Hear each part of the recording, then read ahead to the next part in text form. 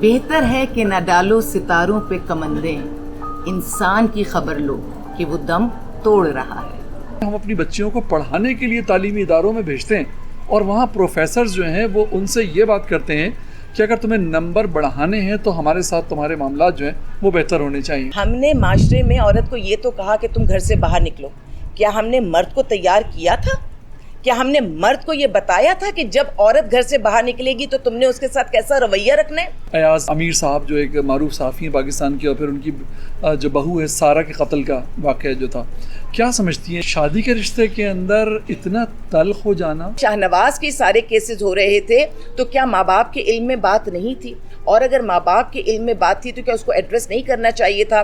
کیا یہ تیسری لڑکی جو ان کی شادی ہوئی اور عمر ان کی بھی 35 پلس تھی، یہ بھی میچور تھی، میں ان کو بھی کہنا چاہوں گی کہ جب انہوں نے شاہ نواز سے تیسری شادی کی تھی تو کیا انہیں یہ محسوس نہیں ہوا کہ یہ جا کے تھوڑا سا ہوم ورک کر لیں، تھوڑا سا دیکھ لیں، ان کی پہلی دوسری بیوی سے بھی مل لیں، پتہ کر لیں کہ آخر ایسا کیوں ہے کہ ان کے وہ دو گھر آباد نہیں ہو سکے؟ ناظرین اکرام السلام علیکم۔ کہانیاں کے ایک اور ایپیسوڈ کے ساتھ میں ہوں ریحان احمد آپ کی خدمت میں۔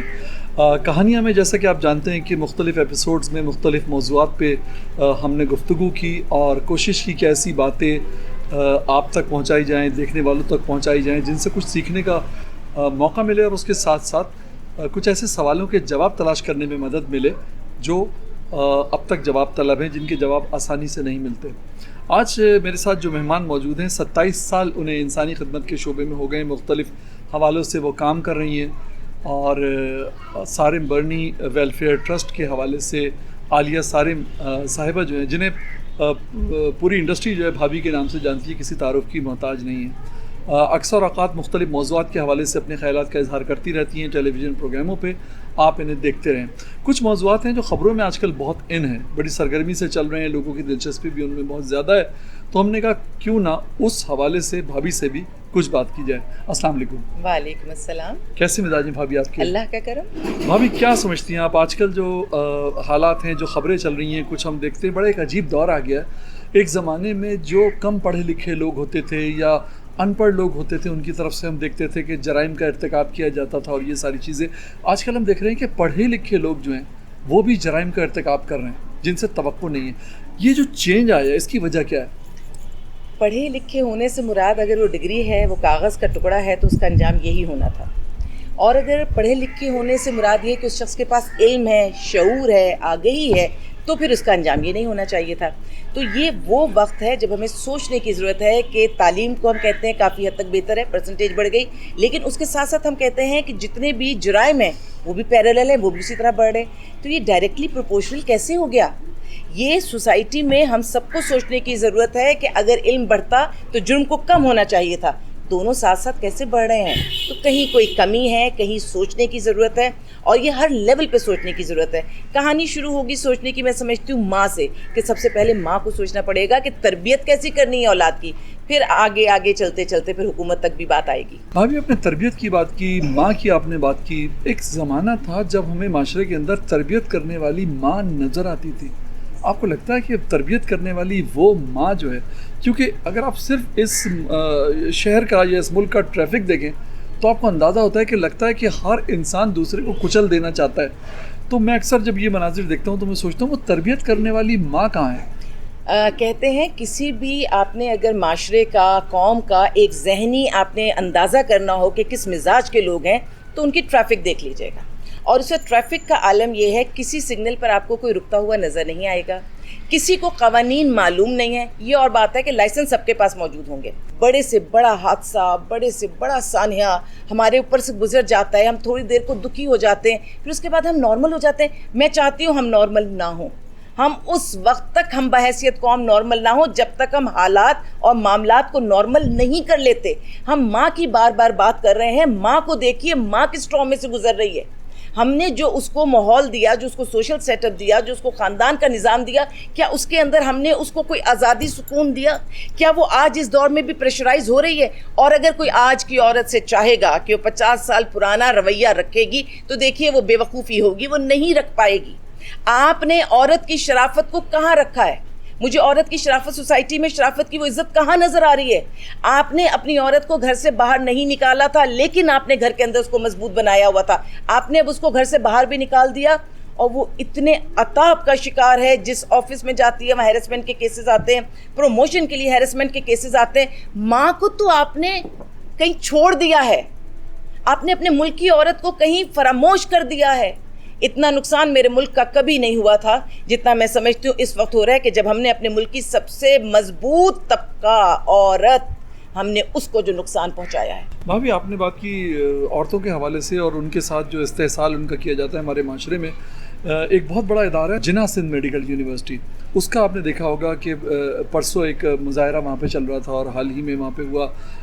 27 بچیاں ایسی تھیں جن کو ایکسپلائٹ کیا گیا وہاں کے ایک پروفیسر کی طرف سے، اور وقتاً فوقتاً 8 سالوں کے دوران یہ واقعات ہوئے 27 بچیوں کو ایکسپلائٹ کرنے کے. وہ درخواستیں دیتی رہیں وی سی کو، یونیورسٹی کے مینجمنٹ کو دیتی رہیں کہ جی اس کے خلاف ایکشن لیا جائے، کوئی ایکشن نہیں ہے. تو یہ آپ اس صورتحال میں ہم اپنی بچیوں کو پڑھانے کے لیے تعلیمی اداروں میں بھیجتے ہیں اور وہاں پروفیسرز جو ہیں وہ ان سے یہ بات کرتے ہیں کہ اگر تمہیں نمبر بڑھانے ہیں تو ہمارے ساتھ تمہارے معاملات جو ہیں وہ بہتر ہونے چاہیے. ہم نے معاشرے میں عورت کو یہ تو کہا کہ تم گھر سے باہر نکلو. کیا ہم نے مرد کو تیار کیا تھا؟ کیا ہم نے مرد کو یہ بتایا تھا کہ جب عورت گھر سے باہر نکلے گی تو تم نے اس کے ساتھ کیسا رویہ رکھنا ہے، تم نے اسے کس طرح سے عزت دینی ہے؟ ڈبل طرح کھیل رہے ہیں ہم، دو طرح سے چیزوں کو کھیل رہے ہیں. ایک طرف تو ہم کہہ رہے ہیں چور سے کہہ رہے ہیں چوری کرو اور شاہ سے کہہ رہے ہیں جاگتے رہو.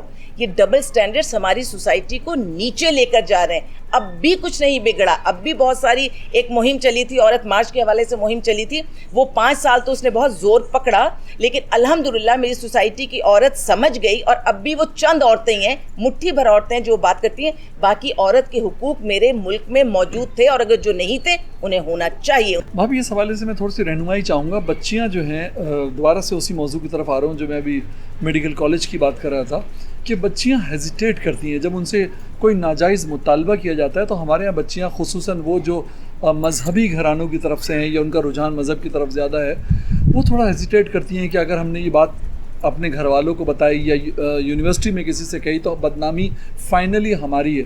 اور دوسری بات یہ کہ کہیں ایسا نہ ہو کہ ہمارے کردار پہ ہی بات آ جائے کہ ان کے کردار میں ہی کوئی خرابی تھی. اس صورت میں بچیوں کو اگر کوئی ان سے غلط بات کی جاتی ہے یا طرز عمل اختیار کیا جاتا ہے تو ان کا رویہ، ان کا ریئیکشن کیا ہونا چاہیے؟ وہ بچیاں جنہیں گھروں سے مضبوطی ہوتی ہے، جن کو گھر والے کانفیڈنس کرتے ہیں نا، ان کو دنیا کی پرواہ نہیں ہوتی اور دنیا ان کو اتنی آسانی سے ہلا بھی نہیں پاتی. پرابلم وہاں شروع ہوتی ہے جب گھر والے ہی اپنی بچی پر بھروسہ نہ کریں. پرابلم وہاں شروع ہوتی ہے جب لڑکے لڑکی کی تفریق گھر سے شروع ہو جائے، وہاں ایشوز شروع ہو جاتے ہیں. تفریق وہاں شروع ہو جاتی ہے جہاں لوگ یہ سمجھتے ہیں کہ بیٹی کو تو ہم نے دوسرے گھر بیاہ دینا ہے، یہ پرایا دھن ہے. نہیں، آپ نے جس کو اپنی کوکھ سے جنم دے دیا وہ آپ کا دھن ہے، وہ آپ کا ہے، وہ تا حیات آپ کا رہے گا، چاہے وہ بیٹا ہے چاہے وہ بیٹی ہے. اس سوچ کو اگر ہم ٹھیک کریں گے تو مسئلے حل ہوں گے. بھابھی عورت اور مرد کے حوالے سے آپ بات کر رہی ہیں، بڑا خوبصورت ایک رشتہ خدا کی طرف سے بنایا گیا، شادی کا رشتہ. اور اب ہم دیکھ رہے ہیں جہاں سے ہم نے اپنی بات کا آغاز کیا تھا کہ اسلام آباد میں جو واقعہ ہوا، ایاز امیر صاحب جو ایک معروف صحافی ہیں پاکستان کے، اور پھر ان کی جو بہو ہے سارہ کے قتل کا واقعہ جو تھا، کیا سمجھتی ہیں یہ شادی کے رشتے کے اندر؟ ایک تو یہ کہ تعلیم یافتہ لوگ، اس کی وضاحت آپ نے کر دی تھی کہ تعلیم جو ہے اس کی ڈیفینیشن کیا ہے، اور پھر شادی کے رشتے کے اندر اتنا تلخ ہو جانا اس رشتے کا کہ ساتھ رہنا یا نہ رہنا تو الگ بات ہے، مطلب سامنے والے کی زندگی برداشت نہیں ہے. دیکھیے تعلیم اپنی جگہ ہے، لیکن ہم میں سے کون نہیں جانتا کہ نشہ کہاں کہاں عام ہو چکا. اگر کوئی یہ سمجھے کہ صرف ایک چھاپڑی والا ہے وہی نشہ لے رہا ہے، میں اب نشوں کے نام نہیں لوں گی، سستا نشہ کہہ دیتی ہوں، کوئی ایک سستا نشہ جو افورڈیبل ہے وہ لے رہا ہے. اسی طرح جیسے جیسے آپ آگے بڑھتے جائیں گے پیسوں کا ایک سلسلہ شروع ہو جائے گا اور آپ کو لگے گا امیر انسان ہے یا امیر اسٹوڈنٹ ہے تو وہ بھی نشہ کر رہا ہوتا ہے، اور اس کے پاس بھی بہت ملٹیپل نشے ہیں. بلکہ بہت دکھ سے کہوں گی کہ آج کل کی یوتھ سے جب بات کرتی ہوں میں تو یوتھ کو اتنے سارے نشے نام سے معلوم ہے. وہ اس میں گولیاں بھی ہو سکتی ہیں، وہ اس میں آئس بھی ہو سکتی ہے، اس میں ملٹیپل. بہتر ہے کہ میں نام نہ لوں کیونکہ مجھے تکلیف ہوتی ہے کہ میں نہ اپنے منہ سے بتاؤں کہ کیا چیزیں اس وقت اس طرح سے چل رہی ہیں. تو وہ چیزیں ان یوتھ کو معلوم ہے، اور اگر نشہ ملٹیپل نشہ ہوگا تو پھر تو قتل کیا. ہم نے اس سے پہلے جو بچی کا ایک اور کا ہم نے جعفر صاحب کا وہ جو تھا کیس، ہم نے نور مقدم کا وہ جو کیس تھا وہ بھی ہم نے دیکھا. یہ والا جس کیس کی آپ بات کر رہے ہیں، تربیت میرا جو میرا مشاہدہ کہتا ہے تربیت اچانک نہیں ہو جاتی. اچانک بیٹھ کر آپ کسی کو کہیں یہ نہ کرو, یہ بات نہ کرو, ایسے کھاؤ, ایسے پیو, بیٹھ کر کھاؤ, کھڑے ہو کے نہیں کرو, یہ تربیت ایسے اچانک نہیں ہو جایا کرتی ہے. یہ 7 نسلوں کے بعد آپ دیکھتے ہیں کہ جب 7 نسلوں تک کسی کی تربیت کی جاتی ہے تو پھر وہ آپ کو چیزیں خون میں دوڑتی ہوئی نظر آتی ہیں اور بنا کہے نظر آتی ہیں. اگر اس امیر صاحب کے بیٹے کا جو کیس ہے, شاہ نواز کا کیس ہے, اس میں بھی آپ یہ دیکھیے گا کہ شاہ نواز کے والد کی بھی جو ایک شادیاں تھیں وہ 1 سے زائد تھیں اور وہ اس طرح سے کامیاب نہیں ہو سکیں جس طرح سے وہ کامیاب ہوتی تو زیادہ اچھی بات تھی. اچھا, اسی طرح اگر آپ شاہ نواز کو دیکھتے ہیں تو شاہ نواز کی 3ری شادی تھی. تو ماں باپ اپنی اولاد کو بہت اچھی طرح جانتے ہیں, انہیں یہ بات معلوم ہوتی ہے کہ میرے اولاد میں کیا پریشانی چل رہی ہے, یہ کن چیزوں میں پایا جاتا ہے, اس میں کون سی عادات پائی جا رہی ہیں, یا یہ کس ٹریک پہ چل رہا ہے. تو جب شاہ نواز کے سارے کیسز ہو رہے تھے تو کیا ماں باپ کے علم میں بات نہیں تھی؟ اور اگر ماں باپ کے علم میں بات تھی تو کیا اس کو ایڈریس نہیں کرنا چاہیے تھا؟ کیا یہ 3ری لڑکی جو ان کی شادی ہوئی اور عمر ان کی بھی 35+ تھی, یہ بھی میچور تھی, میں ان کو بھی کہنا چاہوں گی کہ جب انہوں نے شاہ نواز سے 3ری شادی کی تھی تو کیا انہیں یہ محسوس نہیں ہوا کہ یہ جا کے تھوڑا سا ہوم ورک کر لیں, تھوڑا سا دیکھ لیں, ان کی پہلی دوسری بیوی سے بھی مل لیں, پتہ کر لیں کہ آخر ایسا کیوں ہے کہ ان کے وہ 2 گھر آباد نہیں ہو سکے. اور اگر شاہ نواز صاحب جس حالت میں بھی انہوں نے یہ قتل کیا ہے, کیا وہ 2 بیویوں کے بعد 3ری بیوی کو نہیں چھوڑ سکتے تھے؟ کیا وہ اس کو طلاق نہیں دے سکتے تھے؟ انہوں نے یہ کیسے سوچ لیا اور کیوں سوچ لیا کہ وہ اس طرح اس برے طریقے سے اس کو قتل کر سکتے ہیں؟ کیا انہوں نے یہ سوچ لیا کہ قتل کر کے وہ نکل جائیں گے؟ کیا انہوں نے یہ سوچ لیا کہ جیسے میں نے بھی آپ سے ذکر کیا کہ نور مقدم کے کیس میں, کیونکہ پھانسی پہ تو ہم نے چڑھتے ہوئے نہیں دیکھا نا اس کو, تو کیا انہیں بھی ایسے لگا کہ طاقت کے زور پہ, پیسے کے زور پہ, یا جو میرے پاس اختیارات ہیں میں اسی طرح اس کو لنگر آن کر کے میں بچ جاؤں گا؟ یہ تو ہم سب کو سوچنا پڑے گا کہ شاہ نواز نے کیا سوچا. اور پھر میں یہی کہوں گی کہ سارا نے بھی اتنی لاپرواہی کیوں کی اس چیز میں, اس نے کیوں نہیں, کیونکہ جو ماں باپ اس وقت میرے پروگرام کو دیکھ رہے ہیں, جو یوتھ میرے پروگرام کو دیکھ رہی ہے, جو شادی کرنا چاہتے ہیں, وہ اس بات کو سمجھ لیں کہ اس وقت ہماری سوسائٹی میں نشہ بہت عام ہے. اس وقت ہمارے پاس, اور صرف یہی نہیں کہ انہوں نے قتل کیا ہے, خواتین نے بھی قتل کر کے اپنے میاں کے اتنے ٹکڑوں کے قورمے بھی پکائے ہیں اور کھڑکی سے باہر ان کے جسم کے اعضاء بھی پھینکے ہیں. تو یہ دونوں طرف چل رہی ہیں باتیں. تو میں ایک بیلنس بات کروں گی کہ آپ دونوں دیکھیں, عورت بھی دیکھیں, مرد بھی دیکھیں, لیکن یہ طے بات ہے. اچھا بھابھی, ایک آج کل چل رہا ہے ٹرانسجینڈر ایکٹ, بہت زیادہ اس کا شور ہے, اس حوالے سے آپ کیا کہیں گے؟ اس پہ ایک ہنگامہ مچا ہوا ہے ہر طرف.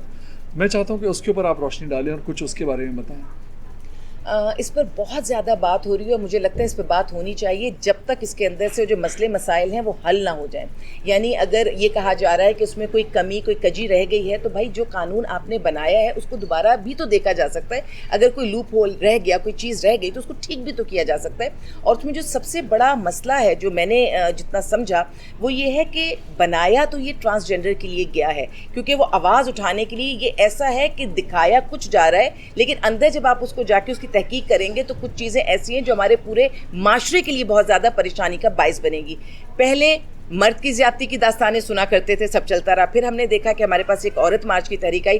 گو کہ میں عورت کی حقوق کی سب سے بڑی سپورٹر ہوں, ٹھیک ہے, لیکن اس کے باوجود جو چیزیں اس میں دکھائی گئی اس میں مجھے لگا کہ وہ بہت غیر ضروری ہیں اور غیر اہم ہیں اور ہماری عزت کے منافی ہیں. اس لیے وہ چیز میں نے فیس کی اور پھر میں تیسری طرف آئی. اب ٹرانسجینڈر بھی, کسی ملک میں 3 ہی تو لوگ ہوتے ہیں نا, مرد ہوگا, عورت ہوگی, یا پھر وہ ٹرانسجینڈر ہوں گے. اچھا, وہ لوگ جو پیدائشی طور پر اللہ کی طرف سے, ایک تو اللہ مکمل چیز پیدا کرتا ہے, ان کو کیوں اس طرح سے اللہ نے پیدا کیا, یقیناً ان کا بھی اپنا کوئی کام ہے, ان کا اپنا کوئی رول ہے. اگر ہمیں سمجھ میں نہیں آیا تو ہم کم ذہن ہیں. لیکن اس میں جو قانون میں ہے وہ ان کی مد میں, یعنی انٹرسیکس والے جو ہیں ان کی مد میں ٹرانسجینڈر والے فائدہ اٹھائیں گے.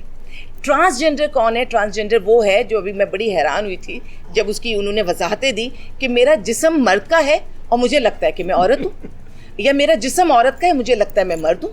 اور مجھے تو ایسا لگتا ہے, جو میری ایک سوچ ہے کہ دونوں ہی انسان ہیں. ہر مرد کے اندر ایک عورت ہوتی ہے اور ہر عورت کے اندر ایک مرد ہوتا ہے. جب ایک مرد روتا ہے یا اپنے بچے کو, اگر بیوی کا انتقال ہو گیا, کچھ ہو گیا, وہ اپنے بچے کو ممتا دیتا ہے, اس کو پالتا ہے, تو اس کے اندر کی عورت ہی تو ہوتی ہے. لیکن اسی طرح جب کوئی عورت جو بیوہ ہو جائے یا خدا نہ خواستہ اس کے ساتھ کوئی اسے طلاق ہو جاتی ہے, وہ اپنے بچے کو پالتی ہے, تو کیسے مرد کی طرح پورے زمانے کا مقابلہ کرتی ہے, وہ کیسی دبنگ عورت ہو جاتی ہے, وہ جو چپ کر کے گھر میں بیٹھنے والی ہوتی ہے, جب اپنی اولاد کی پرورش کرتی ہے اس کی بہتری کے لیے تو پوری دنیا سے لڑ جاتی ہے.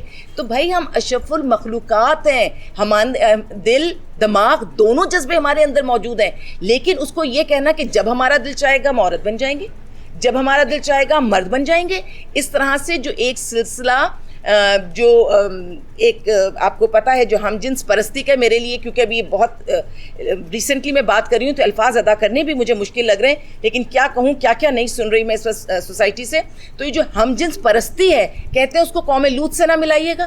بھائی اس کے اندر جو اللہ تعالیٰ کی طرف سے کمی ہے تو ان کو تو سپورٹ کے لیے سب تیار ہیں, لیکن وہ جو اپنی مرضی سے اپنے آپ کو بدل رہے ہیں, اگر آپ نے نادرا اور پابند کر دیا, نادرا کو گورنمنٹ کے اور اداروں کو پابند کر دیا کہ جو یہ محسوس کریں گے وہی سچ ہوگا, یہ کون سی بات ہوئی؟ پھر تو کوئی قانون بھی, میں سمجھتی ہوں کسی قانون کی کوئی گنجائش نہیں بچے گی. جب وہ کہتے ہیں کہ جی میڈیکل ٹیسٹ ہو تو کہتے ہیں ہمارے لیے بہت خاص امتیازی سلوک کیا جا رہا ہے. بھائی اگر کسی کے اندر کوئی ڈس آرڈر ہے, کوئی کمی ہے, کوئی چیز ہے, تو اس کا وہ سارے ایگزامن ہونے میں کیا برائی ہے؟ کتنے ایگزامز دیے جاتے ہیں ہمارے پروفیشنل جگہ پر, ہماری آرمی میں, ایئر فورس میں, جہاں جس کی جیسی نیڈ ہوتی ہے ویسے ٹیسٹ ہوتے ہیں. بات یہ ہے کہ اگر ایک مرد نے کہا کہ میں عورت محسوس کرتا ہوں اپنے آپ کو, اور وہ جا کے نادرا میں اپنے آپ کو عورت لکھوا لے جبکہ وہ ہوگا مرد, اور ٹھیک اسی طرح وہ جائے گا اور جا کر جب شادی کرے گا تو وہ تو اپنے آپ کو عورت محسوس کر رہا ہے, تو شادی کس سے کرے گا؟ وہ تو جا کے کسی مرد سے شادی کرے گا. تو یہ شادی کس کی ہوئی؟ کیا یہ عورت اور مرد کی شادی ہو گئی یا دونوں مردوں کی شادی ہو گئی؟ اور جب آپ نے اس کو قانون کا سہارا دے دیا, قانون کی سپورٹ دے دی, اور آپ نے کہا کہ کوئی ان سے پوچھ نہیں سکتا, تو پھر اس کے بعد آپ سوچئے کہ سوسائٹی میں کیا ہوگا. عورت مرد تو مل کر گھر کی گاڑی چلا نہیں پا رہے, تو جب اس طرح سے چلے گا تو معاشرے میں کون سی چیز بچ جائے گی؟ اللہ کا تو جو ہے وہ ایک نظام اس کا ہے. دوسری بات, اگر یہ دونوں ہی مرد ساتھ ہیں, اولاد کون پیدا کرے گا؟ اولاد پیدا نہیں ہوگی تو آپ اپنے نسل کو کیسے آگے بڑھائیں گے؟ جب جائیداد کی طرف اگر میں آ جاؤں تو اگر کوئی لڑکی ہے اور اس کو لگتا ہے کہ میں لڑکا بن جاؤں تو جائیداد زیادہ مجھے مل جائے گی, اور وہ جا کے نادرا میں اپنے آپ کو لڑکا کروا دے, تو اس کو کیا جائیداد زیادہ مل جانی چاہیے؟ پورا کا پورا نظام خراب ہو جائے گا. صرف یہی نہیں کہ اس وقت کا موجودہ, آگے کی نسل بھی ہماری خراب اور برباد ہو جائے گی. اور اگر قانون میں کوئی چیز آگے پیچھے ہے تو اس کی تصحیح کی ضرورت ہے, اس کو مزید ایکسپلین کرنے کی ضرورت ہے. میں کہتی ہوں سب بات کریں, انٹرسیکس والے بھی کریں, ٹرانسجنڈر بھی کریں, اور ہمارے جیسے لوگ بھی کریں. اور کئی جگہ پہ میں آپ کو بتاؤں جو انٹرسیکس والے لوگ جو ہیں, جو خواجہ سرا ہیں, وہ کہتے ہیں ہمارے حقوق کو غصب کرنے کے لیے ٹرانسجنڈر نے یہ بل پاس کروایا. اچھا بھابھی, یہ فرمائیے کہ آپ کے ادارے میں اگر کوئی خواجہ سرا بچہ لایا جائے اور بعد میں کوئی خواجہ سرا جو ہے وہ مطالبہ کرے کہ یہ بچہ ہمارے حوالے کر دیں, تو اس حوالے سے آپ کی پالیسی کیا ہے؟ دیکھیں, جو والدین اپنے بچوں کو ہمارے پاس چھوڑتے ہیں, چاہے وہ خواجہ سرا ہوں یا وہ نارمل بچے ہوں, وہ ان کی امانت ہمارے پاس ہوتے ہیں.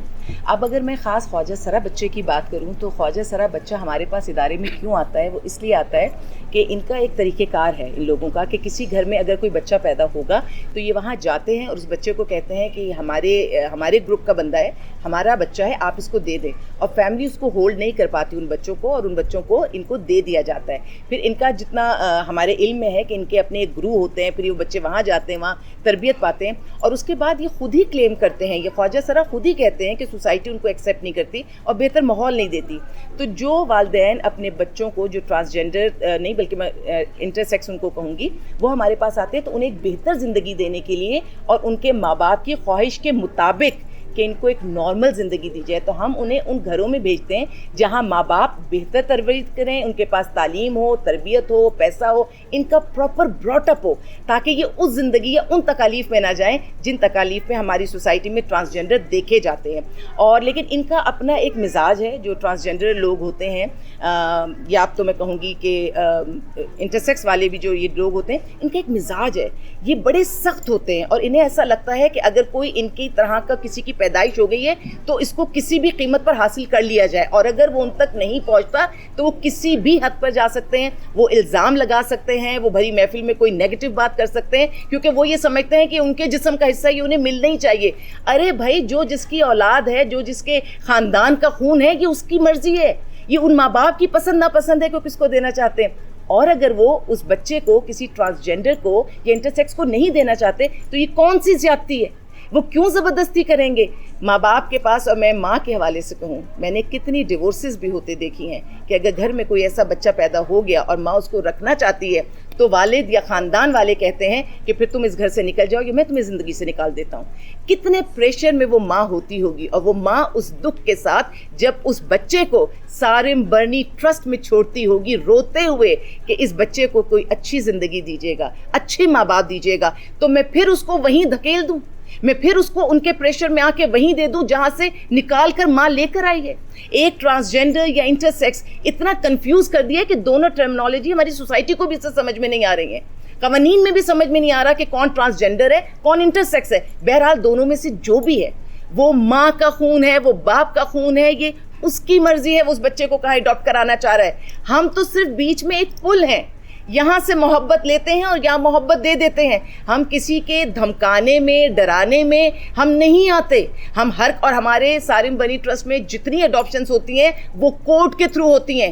کورٹ میں ایک ایک چیز لکھی جاتی ہے، وہ بچہ کس کو دیا جا رہا ہے، کب دیا جا رہا ہے، اس بچے کے لیے کورٹ کے اندر کیا سیکیورٹی ڈپازٹ کورٹ میں رکھوایا جا رہا ہے، جس میں ادارے کا کوئی لینا دینا نہیں ہوتا۔ ہر ٹرانسجینڈر بچے کو اگر بہترین ماں باپ مل جائیں، بلکہ انٹرسیکس بچے کو اگر بہترین ماں باپ مل جائے، تو آج ٹرانسجینڈر نے جو قوانین بنانے کی بات کی ہے اور جس طرح سے کنفیوژن پیدا کی ہے وہ کبھی بھی نہ ہوتی۔ بہت شکریہ بھابھی آپ کے ٹائم کے لیے، کہ آپ نے اپنے قیمتی وقت میں سے ٹائم نکالا اور ہم سے اتنے مختلف موضوعات پہ آپ نے گفتگو کی۔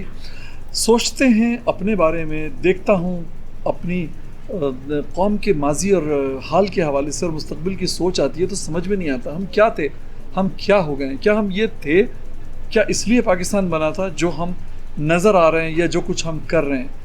زندگی کہانیوں کی ایک کتاب ہے، یہ سب کہانیاں جو مختلف لوگوں کی ہم نے ڈسکس کی، یہ ہمارے ہی جیسے انسان ہیں، ان میں سے بہت ساری چیزیں کل آنے والے دن ہمارے ساتھ بھی ہو سکتی ہیں۔ سوچنے کا سلسلہ، دانش مندانہ سوچ کا سلسلہ ہمیں نہیں ترک کرنا چاہیے، سوچ سمجھ کے قدم اٹھانا چاہیے، بہت سمجھداری سے فیصلے کرنے چاہیے۔ ایسا نہ ہو کہ مستقبل میں جب ہماری قوم کی کہانی کوئی دوسری قوم اپنے بچوں کو سنائے تو اس میں سوائے شرمندگی کے کچھ اور نہ ہو۔ اجازت دیجیے کہانیاں کے اس ایپیسوڈ سے۔ ہمارے چینل کو لائک کیجیے، سبسکرائب کیجیے اور بیل آئیکن کو ہٹ کیجیے۔ انشاءاللہ ملاقات ہوگی نیکسٹ ایپیسوڈ میں۔